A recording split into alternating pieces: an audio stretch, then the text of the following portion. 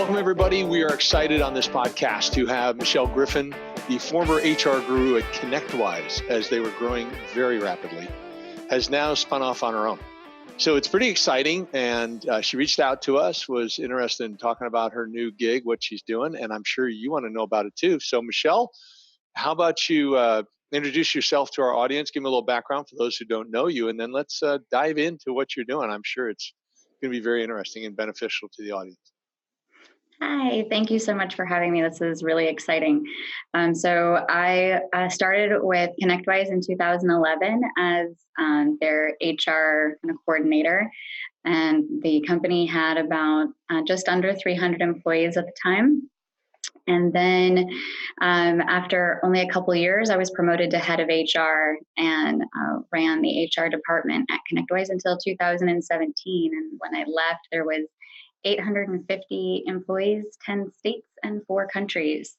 And it was just after that big merger. So definitely grew most of my career there, and then kind of branched out to continue to be a director of HR at another company. And now I am launching my own HR consulting company to help small to mid-sized businesses.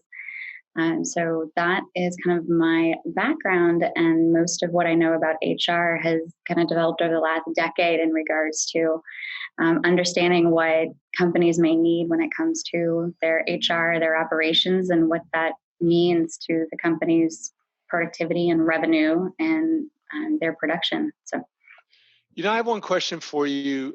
Is when people talk HR, most people are thinking like compliance and process.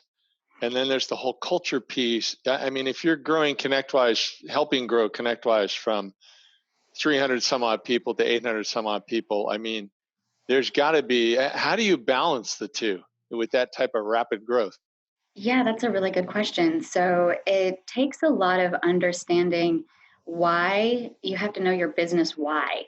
And once you establish, a lot of people call that their core values or their mission statement or both.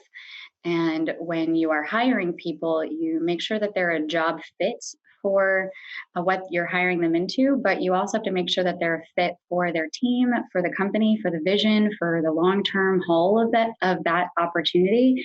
And making sure that you're tying in all those aspects that make up the culture. So the culture is made up of everyone's reason for why you are doing what you're doing. And you have to be able to internally dig deep and answer that question, and then ask that of all of your employees. And so it is part of the operations of the hiring and the firing, and making sure people are doing their jobs, and performance appraisals, and written warnings when you're needed, and things like that, and benefits, and the administrative functions of just paperwork, processing and keeping your database clean and all of that information. But to really impact the business, HR has to really be a bigger function of the why, and making sure that everyone is on the same page. So in your experience, either at ConnectWise or more recently with clients, I'm curious, have you in this really tight job market, has there been a situation where there was a candidate who either fit on one side, super culture fit, but really didn't have the job side, or the reverse, really strong superstar, technically whatever on the job qualification side, but you could see they weren't a culture fit, and that's got to be a tough decision because it's tough to find good people. Yeah, ultimately, they really have to be a fit for both, or they're not going to be a good long-term fit, and they'll end up either leaving because they're unhappy, or you'll end up needing to let them go because they're not performing to your expectations, either in their skill level or in your culture level. And so you have to make sure that you are evaluating both. There's ways to evaluate in your onboarding process or in your recruiting process, that you're evaluating their personality. There's really good, valid assessments and tools to help you, kind of understand a person a little bit better and a little bit faster than just through the 1-hour interview process. So when you're doing those, you can incorporate some of those valid tools and measurements so that you get a better understanding of their personality when they're not trying to impress you. Now, granted, some people may try to trick those tools, but ultimately, you can still kind of see through some of that. And there's still some valid tools out there that kind of prevent them from really trying to manipulate it in a different way. So there's tools that aren't that expensive. They're also made for small companies, and so you can use them unlimited. So some of those things are going to help you validate your measurements when you're hiring people. And then that way you're looking at them as a skill level, but also as your culture level, and making sure that you're making a good hire from the very beginning. And that reduces your turnover, which also reduces your expenses, because turnover is really expensive. You have to train the person over and over again. So you've worked with a lot of strong leaders. Has there been a situation where you were recommending one way and they went the other way, and how that worked out? So yes and no. So I have made recommendations to have them kind of use assessment tools. And then when they're not quite sure that they trust the assessment tools yet, they will go against what the tool said. And then they get them hired and realize the tool was very accurate in depicting what that person could and couldn't handle. They tried to, do a very fast training, and then kind of give them their own work, and their personality profile very clearly stated that was the type of environment that they did not excel in, and they quit. And they were one of the turnovers within 90 days that we were monitoring to see that we could improve that metric. And, it was slow. Some of them, they allowed the tool to be used, but then it took them, a couple of hires to really trust the tool. So I'm kind of curious, forgive me, I'm asking so many questions, but you alluded to something with HR, where really, how much does HR have a seat at the table? And my experience is that really has to be a conscious decision of how much you're going to involve HR in the hiring decision, in the structure for how you're managing that type of thing, and really HR being more of a driver on the culture thing versus compliance. And how should leaders address that? Because so often the HR, is kind of off to the side. It's a part-time responsibility of an office manager or something like that until they reach a certain size. So that's where someone with my experience and my education comes into play. So I'll kind of explain my history a little bit more. So I have a master's degree in industrial organizational psychology, and I'm in the middle of my PhD for the same degree. So I have a research degree of human capital. And working through business leaders and understanding the ROIs that they want to see. So typically HR is pushed to the side because the people that are managing it are putting out fires on a day-to-day basis, and their job gets wrapped up in only working with the day-to-day functions of HR, rather than having a bigger picture and becoming a business partner with the business that they're in. So when you have someone that can come in like me, that's a consultant, that can help train the person to give them a little bit better skills and understanding of what they're capable of, but also being the advocate and the conduit between that person and the operations and the leaders.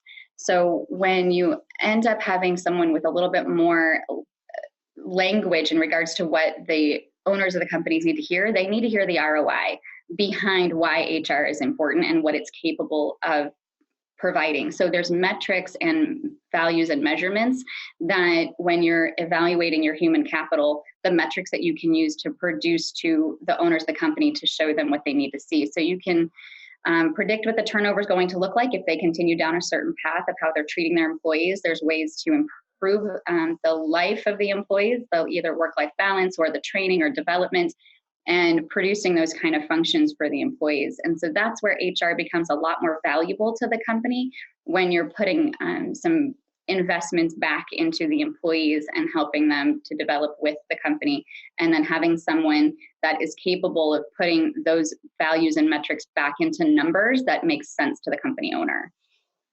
So when you get engaged with a company, do you basically help them structure the systems to support all those metrics? Right. So it comes into play of what they're doing for payroll, what they're doing for HR and benefits, and making sure those systems talk. There's analytics that can be pulled from that. And if they're using basic tools, information can be pulled out of that, and metrics can be created by hand to still give them some good information, so you can still know your turnover, you can know your overhead in regards to how often people are working, especially overtime, and those kind of things can help track burnout and the idea of how many people might be looking to leave the company based on different things of, you can look at their commute, how far away their drive is. You can look at different aspects that are going to affect their daily lives that may or may not indicate if they're happy and satisfied. And so there's tools that you'd want to make sure that they're all talking together and that you're able to understand the metrics when you're pulling them out. And then you can put them on what's called a dashboard. So usually when I first walk into a company, the first thing that I do is create an HR dashboard based on the metrics that are available. And then the metrics that are not available, I work with the tools to kind of reform what they can provide. Okay, well, that sounds interesting. So maybe you can give us some examples of clients you've been working with, clients that you're looking to work with, and the types of I'm kind of curious, when you arrive, what's it look like? Is it like a war zone or what? Yeah, it's usually a mess. So it did they, a lot of it starts out with, simply the filing system. So usually what I start looking at, very basic, is how do you track your people? What information do you have on them? And one, is that compliant? If it's not compliant, you make sure it gets compliant. But I also immediately start building dashboards. And so I want to know their current head count, how many departments they have, how many people are in each department. Do you have a turnover issue in certain departments? And that can help you understand if you've got a management issue. So the number starts to tell a story. So at one of my companies, they initially created a dashboard. They didn't have any metrics. Their payroll and HR system had the ability for analytics, but they didn't pay for that module. So it was not expensive. We added that in, and that helped reduce taking some of the information that I was creating by hand that would take me a couple hours to extract the data and calculate that, to just a handful of minutes to have the analytics pulled and make it into the story that I needed it to tell. So when I was first pulling the information, I had to go to historical data, get it out of their payroll provider for the last 5 years, and then kind of tell them, these are where the numbers are going. And when I was looking at all of the data, I was like, what happened in November of 2015? And they're like, we fired like 5 salespeople. And I was like, why did you do that? They're like, oh, well, they weren't performing and we just waited to do it all at the same time. And I'm like, why would you do that? And they're like, well, we just decided to kind of like wait, and we're kind of seeing what they would perform better. And I was like, well, did you have metrics? Did you do performance evaluations along the way? And they're like, and I was like, and how was your morale with your sales team after you fired 5 of them? And they're like, oh, it kind of takes a while to, make sure people aren't scared anymore. And that, we have to reassure that their jobs are safe because they weren't let go. And, so I was like, well, can we put together, like, where did you come out of that? So, did you learn anything? And so the numbers start to tell a story, and you can kind of find out like what happened to a company and what they can learn from those types of mistakes, because, obviously layoffs like that can really, shake people, and they're going to be like, am I next? How do I know? How do I know if I'm performing if they're not telling me, if there's no feedback? How do I know? And salespeople, it's pretty easy because they usually have some hardcore metrics to meet. And so that was something that we can put in place and start to say, okay, here's some, quarterly reviews, monthly numbers, and, there's easy dashboards that you can start to put together when you have sales tools and things like that. So there's tons of stories in regards to making sure that kind of where does the data start to talk to you? And then they're shocked that I can dig into the company and be like, what happened to your company? Because so many metrics just took a dive. Yeah. Yeah. Okay. Well, so what about the company whose boss has some bad habits? So they're really driven by a charismatic founder, or somebody who's been put in place, but usually it's a founder.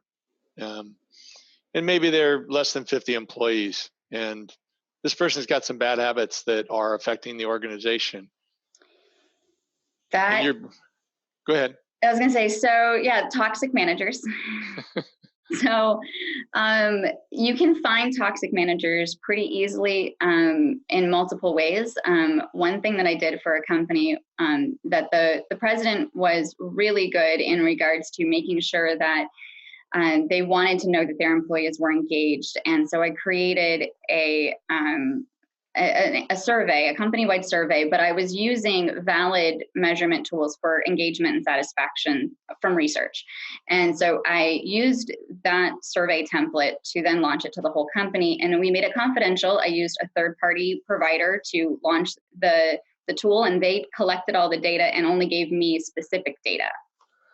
So that way, when leadership came back and asked me, can you tell me who said what based on their department? And I honestly could say no, because the company is so small, there's only a handful of people in certain departments that you could tell who said what. As soon as you're like, oh, it's the 5 people from this department that all said the same thing. But it was interesting when we did that engagement survey and we gave them the opportunity to provide feedback. There was a small department that only had 6 employees in it. And they all came forward and said, they didn't name their boss, but you can tell they were all talking about the same person and the way that they talked about it. And I was really surprised, because I thought that manager was a good manager from the way that I had been working with that person. And then when everyone said they're rude, they're mean, they're belittling me, they will, say, they'll speak loudly at me, and when other, customers are in the room, and they're like, I really don't like the way I'm being treated. And it was 5 out of 6 people in the department happened to say something, and I took that information to the president, and I was like, I am surprised to hear this information. Shockingly enough, the president was not surprised, and they basically said, this has happened. This has happened in the past. We know this manager is kind of like, a little bit more abrupt, and so I worked with the president to come up with a plan to help basically say this manager can't treat people this way. Granted, they're just they had a business focused mind where they're like, I just want to get the business right. I don't want them making any mistakes, and no one's allowed to make mistakes. I'm like, well, if everyone's afraid to make mistakes, they're just going to cover them up when they happen, because it's not if mistakes happen, it's when they happen. And we're all human, and mistakes need to be okay, and we need to learn from them and make sure they don't happen repeatedly of the same mistakes. But this manager needs to understand that they need to treat people in a little more human way, and understand that, these people have feelings, and you can, while you're just trying to run a business, you're going to run over people. And so we ended up working with a coach that individually met with that person. And also we did some team development and kind of help everyone understand communication styles, so that they also understood the communication style of their manager. Because that manager wasn't the type of person to walk in and say, how are you? How is your family? How was your weekend? And some of them wanted that. And that manager wasn't going to be that type of person to give that to them. So it was really understanding how to interact with each other and understand each other's communication style as a whole, and help that manager out. Because a lot of times the company isn't going to just fire the manager, but there's just some training involved. And so it's just really kind of helping that person not be so much of a toxic manager. Yeah, or what we call a bad boss. But did you put the manager on a performance improvement plan? Not personally, no. The president worked with, because that person answered directly to the president, because it's such a small company, there wasn't a lot of steps in between there. So the president did sit down and do an annual review with that person for the very first time. So they kind of worked on some goal setting, and they worked with the coach in regards to putting some personal goals in place, and kept some information confidential between that external coach, which is why it was an external person. So I was working more internally with the company, and so they wanted to bring in a third party at that point. So that way the person felt that their conversations were a little more confidential, and that coach has a PhD in clinical psychology. So they were able to help identify some of the personality struggles of that person and kind of help coach them to have different behavioral patterns. And then there was kind of a feedback loop of what was non-confidential with the president to help kind of develop that person in a different way. Okay. One question I'm kind of curious about, HR typically is involved on the benefits side, and I'm surprised by how many smaller companies, even up to like 30 employees, will not offer healthcare benefits. And in today's tight job market, I just don't see how you can do that and remain competitive. Yeah, in today's job market, it's really hard to be competitive for really good top talent and keep your top talent, because they're going to, especially in the IT world, because that world is very competitive. There's a lot of companies offering some very good benefits in addition to health, medical, dental, but they're also offering, childcare, and, they'll have other incentives to kind of make that make sense to transition to possibly larger companies. And it makes it hard for smaller companies to be competitive in that world, in addition to salaries. And so medical, dental, and vision, well, dental and vision are not so expensive for companies to contribute to, because those are just smaller premiums in general.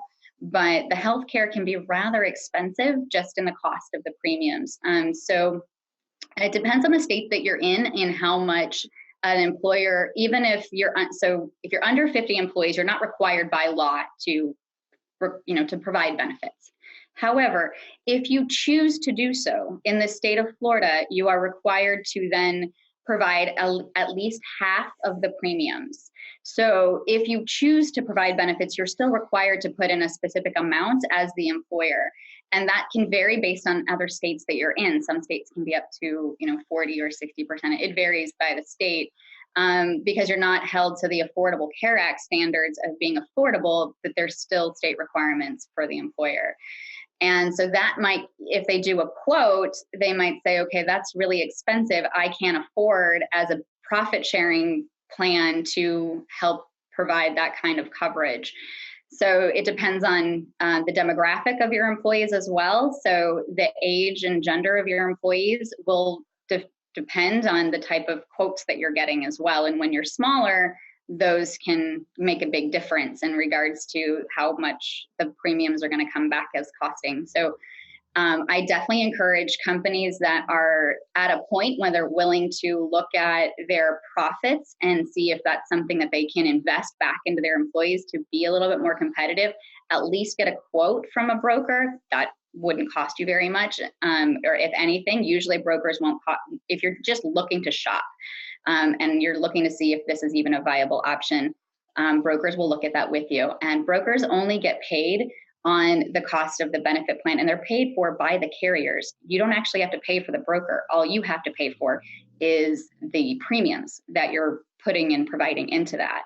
And so you can at least check it out and see if it's worth an investment if you know that you're starting to get to the point where you have those profits that you can play with.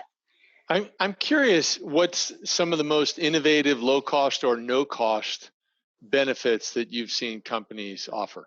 It depends. So some of them will get into incentives. So if you're looking for something for low or no cost, but you still want to engage and show your employees value, so some companies will just do recognition programs where the owner of the company will take people out to lunch. So even when they're small, it could be based on a performance metric, or it could just be random. Any person that wants to start picking people at random every 2 weeks or once a month, take any person from your company out to lunch. So you as the business owner really get to know your people and you're still connected with them. I know that was really important to Arnie and David Bellini. They were really good about making sure that they connected with the new hires and that they met with them on an individual basis or on small groups and teams, even when the company was at hundreds of people. And that even when the company kept growing, they made that a really big deal and a very important value to them as business owners. And I've seen that even in small companies where it maybe only costs you a lunch, but there's also times where you can just do just a recognition. And you may want to be careful because some people don't like public recognition, but if they don't mind it and you want to do it against performance metrics of, let's just say you want to be a healthy, competitive environment where you say, okay, if you make X amount of sales, or you help make a difference to a company or a client or whatever, you have their picture taken with the owner, you post it up on a board, you give them an award, and none of that really has to cost any money other than time. and you really kind of help give them back that recognition to keep them engaged.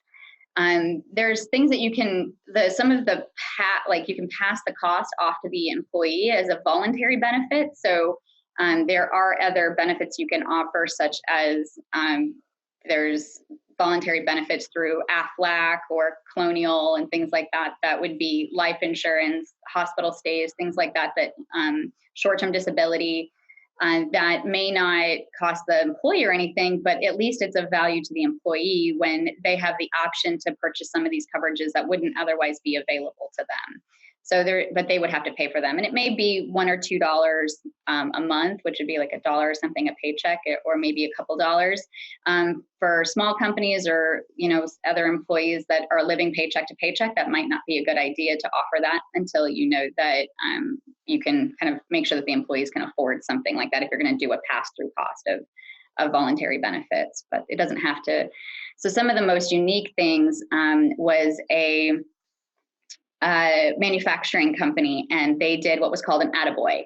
And so it was, they wanted to, it was a small company, maybe I think it was like under 50, so 45-ish employees. But they had a struggle with interdepartment communication and recognition of each other. So if they allowed people to recognize each other on the manufacturing floor in different lines. And so then the line manager would taken a point to give someone an attaboy. And so they would do that recognition, and they would give a small gift card of, $10, or, it would be a card for the vending machine in the break room. And the manager would take the picture with the person, and they'd make kind of a deal about it during meetings. And so it was very low cost, but they went a little bit above and beyond to kind of create an attaboy program. Yeah, it reminds me when you mentioned the photos, Zappos doing their annual yearbook with employees and stuff. And I've suggested that to some clients. I'm kind of curious, a lot of good points you've made. If you were to recommend one thing that you would want leaders to do based on your experience where you see there's a gap, what would that be? Oh, gosh. Immediately my thought process goes to, for leaders to make sure that they're caring about the right part of their business. So if they are focusing on profits or making money, or they're just always kind of fighting for a dollar, I've seen companies not do as well. It's usually like that happy accident that you hear about, where they're like, I was looking for the value. I was looking to give this, and I wanted to make people's lives better. When their values are included in that realm, then the dollar follows them. And so I would say, make sure that for business leaders, make sure that your values are placed in the right place in your life and in your business. Make sure that you're conducting business ethically, and that you're putting a lot of value in yourself and your company, because when you are working to, again, just kind of focus on your profits and lose sight of that, you're going to end up losing business, because you might end up making bad business decisions and hurting your clients or your company, and then people just stop doing business with you. So just to always have that in mind. If you start to kind of waver a little bit, when you start to worry about money, just remember why you're in business and the values that you hold behind that, and make sure you're obviously treating your employees to that way as well.